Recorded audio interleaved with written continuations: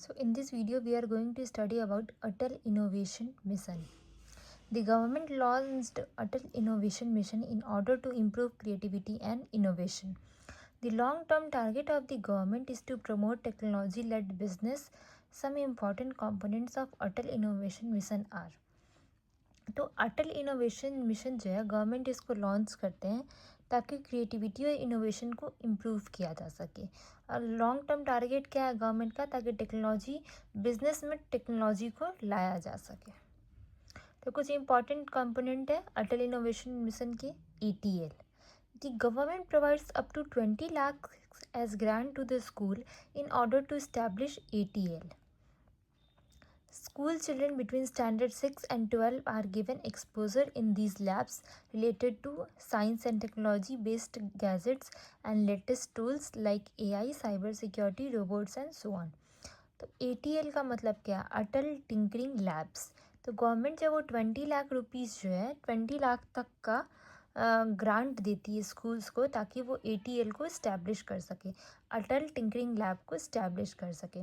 और जो भी स्कूल चिल्ड्रन जो हैं स्टैंडर्ड 6 से 12 तक उनको इन लैब्स का एक्सपोजर दिया जा सके, जो साइंस एंड टेक्नोलॉजी से रिलेटेड गैजेट्स हैं और लेटेस्ट जो टूल है जैसे कि AI है, साइबर सिक्योरिटी है, robot and so on. FTL, Meta has become partners with government in the ATL to provide latest technology to the school children. This collaboration is called FTL.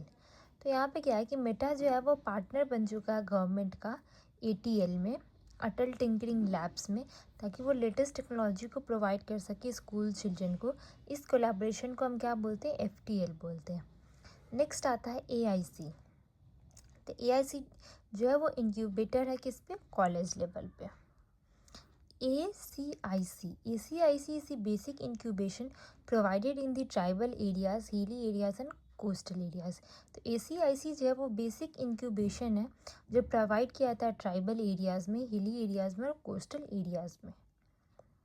तो ACIC किसके लिए? Tribal, हिली और coastal areas के लिए। अब next आता है arise. Under arise the government provides up to 50 lakh grants to startups and MSMEs। तो मतलब क्या है कि अराइज के अंदर क्या है, गवर्नमेंट जब वो 50 लाख रुपीज़ तक का ग्रांट देती है स्टार्टअप्स को और MSMEs को। तो ये 5 कंपोनेंट्स थे अटल इनोवेशन मिशन के। गवर्नमेंट जब वो क्या करती है, जो भी मतलब स्टार्टअप्स या फिर MSMEs हैं उनको ग्रांट प्रोवाइड करती है अप टू 50 लाख रुपीज़, ताकि वो अपने खुद के टेक्नोलॉजी को डेवलप कर सके डोमेस्टिक रिसर्च एंड डेवलपमेंट के थ्रू। नेक्स्ट आता है MSMEs। एडिशनल पॉइंट्स है कुछ कुछ।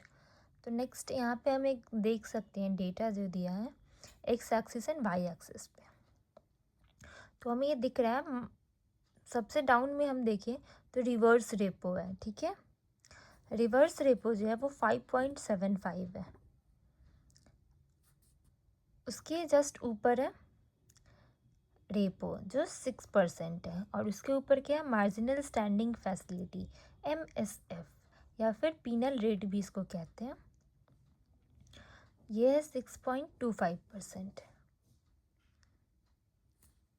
तो हम सबसे पहले रिवर्स रेपो को देखते हैं। रिवर्स रेपो को स्टैंडिंग डिपॉजिट फैसिलिटी भी कहते हैं, जबकि मार्जिनल स्टैंडिंग फैसिलिटी जो है उसको हम लोग क्या कहते हैं? बैंक रेट कहते हैं। तो यहाँ पे हमें दिख रहा है रिवर्स रेपो जो वो 5.75% है, रेपो जो है वो 6% है, और मार्जिनल स्टैंडिंग फैसिलिटी या फिर बैंक रेट के हैं तो वो 6.25% है। तो रिवर्स रेपो जो होता है वो रेपो माइनस 0.65% है, उसको हम लोग क्या बोलते हैं? रिवर्स रेपो बोलते हैं। रेपो में से 0.25 को हम माइनस करते हैं तो वो रिवर्स रेपो कहलाता है। देखिए तो हम यहाँ पे देख सकते हैं जो मतलब रेपो और रिवर्स रेपो के बीच में जो डिफरेंस है उसको हम लोग लिक्विड एडजस्टमेंट फैसिलिटी कहते हैं, LAF, लिक्विड एडजस्टमेंट फैसिलिटी। जबकि हम बैंक रेट को मार्जिनल स्टैंडिंग फैसिलिटी बोलते हैं और रिवर्स रेपो को स्टैंडिंग डिपॉजिट फैसिलिटी कहते हैं। ये फ्लो रेट होता है। RBI has removed reverse repo. तो RBI जो है वो रिवर्स रेपो को हटा चुका है, रिमूव कर चुका है, ठीक है। Reverse repo in India known as redundant rate. तो रिवर्स रेपो को इंडिया में क्या कहते हैं? रिडंडेंट रेट कहते हैं। Under SDF bonds are not involve but under reverse repo bonds are involve. तो SDF में क्या होता है? SDF जो स्टैंडिंग डिपॉजिट फैसिलिटी है उसमें बॉन्ड्स जो वो इन्वॉल्व नहीं होते, लेकिन रिवर्स रेपो में बॉन्ड्स इन्वॉल्व होते हैं। रिवर्स रेपो में बॉन्ड्स इन्वॉल्व होते हैं जबकि SDF में बॉन्ड्स इन्वॉल्व नहीं होते हैं। तो हम यहाँ पे देख सकते हैं standing deposit facility, reverse repo, marginal standing facility जिसको हम बैंक रेट भी कहते हैं। तो 0.25 का यहाँ पे हम क्या देख सकते हैं? गैप देख सकते हैं। अब देखिए ये जो है ये फिक्स्ड रहता है, FRRR जो है वो क्या रहता है? फिक्स्ड रहता है। फ्लोर रिवर्स रेपो रेट जो है वो क्या रहता है? फिक्स्ड रहता है। नेक्स्ट है monetary policy committee makes announcement of repo only. तो मॉनेटरी पॉलिसी कमिटी जो है वो बस रेपो को बस अनाउंस करती है। अब नेक्स्ट क्या आता है? Define MSMEs, micro, small and medium enterprises. Currently, MSMEs are defined on the basis of two criteria: investment in plant, machinery and equipment. Second, turnover. MSMEs जो है वो दो क्राइटेरिया पे बेस्ड करता है, इन्वेस्टमेंट जो प्लांट और मशीनरी में होता है और इक्विपमेंट में होता है, दूसरा टर्नओवर पे। तो हम लोग अलग अलग टाइप्स ऑफ की बात करते हैं। तो पहला माइक्रो, दूसरा स्मॉल और तीसरा medium enterprise. 3 types of enterprises हैं। तो investment in plant, machinery and equipment and turnover. तो माइक्रो में क्या होता है?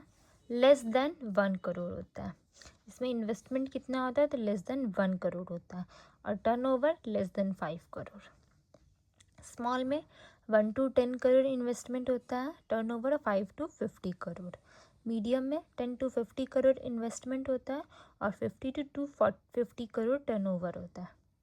नेक्स्ट आता है banking, taxation, GST, input tax credit, BOP, inflation and foreign investment, agriculture. ये सब प्रीलिम्स के लिए इम्पॉर्टेंट है।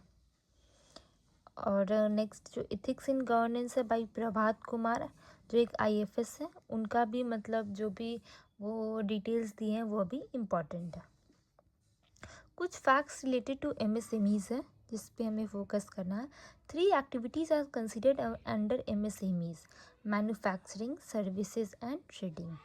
तो ये 3 एक्टिविटीज़ जो है वो उसको MSMEs के अंदर कंसिडर किया जाता है। पहला है मैन्युफैक्चरिंग, दूसरा सर्विसेज और तीसरा है trading. In case of mismatch in the entry related to investment and turnover, the higher entry is used to provide the status to the enterprise. अगर जो भी entry related to investment and turnover में किसी भी तरीके का mismatch होता है तो जो हायर एंट्री जो होता है वो स्टेटस प्रोवाइड करता है इंटरप्राइज को। For the purpose of priority sector lending, street vendors are treated like MSMEs। तो प्रायोरिटी सेक्टर लेंडिंग के पर्पस के लिए स्ट्रीट वेंडर्स को हम MSMEs की तरह ट्रीट करते हैं। The turnover only includes domestic sale, export are not included in turnover. The turnover only includes domestic sale. Exports are not included in turnover. तो जो भी मतलब टर्नओवर है वो डोमेस्टिक सेल में इंक्लूड किया जाता है। टर्नओवर जो है बस उसको इंक्लूड किया था डोमेस्टिक सेल में, एक्सपोर्ट को इंक्लूड नहीं किया था टर्नओवर में। तो टर्नओवर बस किसको इंक्लूड करता है? डोमेस्टिक सेल को, एक्सपोर्ट को इंक्लूड नहीं करता। Discuss the significance of MSMEs for a developing countries like India. तो MSMEs का क्या सिग्निफिकेंस है, क्या इम्पोर्टेंस है एक डेवलपिंग कंट्री जैसे कि इंडिया उसके लिए? तो क्वालिटेटिव एंड क्वांटिटेटिव अप्रोच है आंसर्स के लिए। MSMEs provide both economic and social benefit for a country's development. तो MSMEs जो है वो इकोनॉमिक और सोशल बेनिफिट प्रोवाइड करता है कंट्री के डेवलपमेंट के लिए। Some important contributions are: MSMEs contribute around 30 to 33%, 1/3 to India's GDP.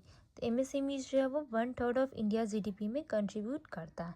MSMEs contribute about 40% in India's export. तो MSMEs जो है अराउंड 40% जो है कंट्रीब्यूट करता है इंडिया के एक्सपोर्ट में। MSMEs also contribute around 40% in India's industrial production. India के इंडस्ट्रियल प्रोडक्शन में 40% कंट्रीब्यूट करता है MSMEs। They provide employment to more than 12 crore workers.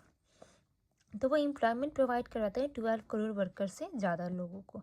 They play a big role in reducing disguised unemployment. तो वो एक big role play करते हैं MSMEs ताकि डिस्गाइज्ड अनएम्प्लॉयमेंट को रिड्यूस किया जा सके। More than half of India's MSMEs are based out of rural areas, hence they contribute in improving rural income. More than half of India's MSMEs are based out of rural areas, hence they contribute in improving rural income. तो यहाँ पे क्या है कि मतलब India का जैसे कि हाफ से ज़्यादा जो MSMEs हैं वो रूरल एरियाज़ में है, इसीलिए वो रूरल इनकम को भी क्या करता है, इम्प्रूव करने में कंट्रीब्यूट करता है। MSMEs also manufacture variety of items. Example, currently they manufacture more than 7,000 varieties. तो MSME जो वो मैन्युफैक्चर करता है varieties of items, जैसे कि बहुत सारे आइटम्स को मैन्युफैक्चर करता है। 7,000 वैरायटी से भी ज़्यादा आइटम्स को क्या करता है, मैन्युफैक्चर करता है। Discuss the challenges faced by MSMEs in India. तो MSMEs का क्या क्या चैलेंजेस फेस करता है इंडिया में। MSMEs suffer from multi dimensional challenge. तो बहुत सारे चैलेंज से सफ़र करता है MSMEs। कुछ इंपॉर्टेंट वंस है, they don't have access to timely and sufficient credit. उनको मतलब टाइम पे क्रेडिट नहीं मिलता और सफिशेंट क्रेडिट नहीं मिलता है। They face problems related to collateral में भी उनको क्या करता है, प्रॉब्लम्स फेस करना पड़ता है। Because of lack of credit they mostly use outdated technology, hence their cost is high and overall quality is normal. तो लैक ऑफ क्रेडिट की वजह से वो क्या करते हैं, आउटडेटेड टेक्नोलॉजी को यूज़ करते हैं, इसीलिए उनका जो कॉस्ट होता है वो हाई होता है और जो ओवरऑल क्वालिटी होता है वो नॉर्मल होता है। They face shortage of basic infrastructure like water, power, roads, warehouse, cold storage, packaging, transportation and so on. तो मतलब कुछ बेसिक इंफ्रास्ट्रक्चर का भी उनको शॉर्टेज फेस करना पड़ता है, जैसे कि लाइट, वाटर का, पावर का, रोड्स का, वेयरहाउस का, कोल्ड स्टोरेज का, पैकेजिंग का, ट्रांसपोर्टेशन का और भी चीज़ का वो प्रॉब्लम्स फेस करते हैं। The MSMEs face costly marketing, hence their product does not get proper recognition and market exposure.